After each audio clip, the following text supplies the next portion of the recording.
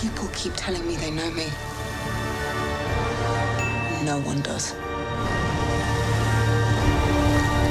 But I do.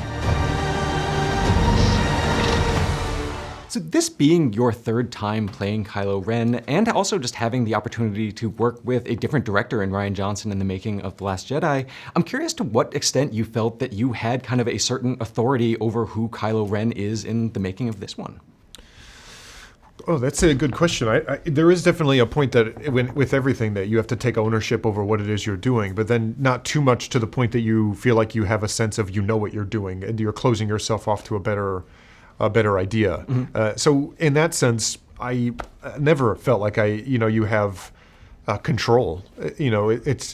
Which helps because it's very much a character who is out of control. Sure, yeah. He's kind of controlled by his emotions a little bit, yeah. Yeah, and also I'm surrounded by people who are good and give you ideas in the moment. The set is so clear and beautiful, and it's so much information. The costume is so helpful, and so I got a lot of answers from the things around me. Sure. And when you were talking with J.J. Abrams, how did the conversations compare and contrast with what you were talking about in Force Awakens?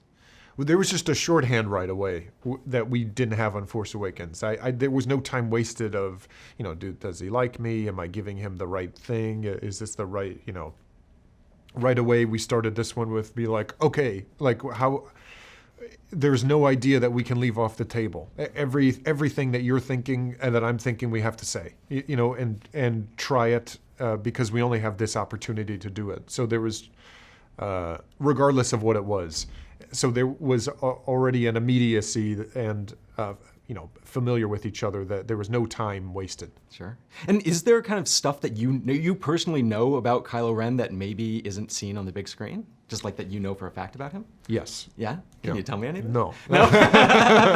Yeah. How does that kind of work in your process? How much are you thinking about, there is a kind of blank spot period in between, when in the last movie when we saw him have Luke's betrayal and kind of his journey with Snoke. So how much did you kind of fill in those gaps for yourself? We do. I don't want to shortchange it by saying what they are because I always feel that that's more exciting for an audience to attach meaning, and in a sense, it doesn't really matter what my opinion is. It's for an audience to project their own meaning towards. And luckily, we had a script that honors ambiguity. That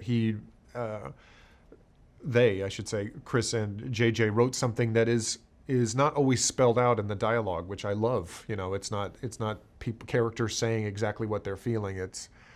And again, it's a testament to the. Or keeps in the tradition of the original movies. They're filled with so much ambiguity and moments that I guess literally don't make sense, but there's an emotional truth about them that makes an audience, project meaning. Let the final battle begin.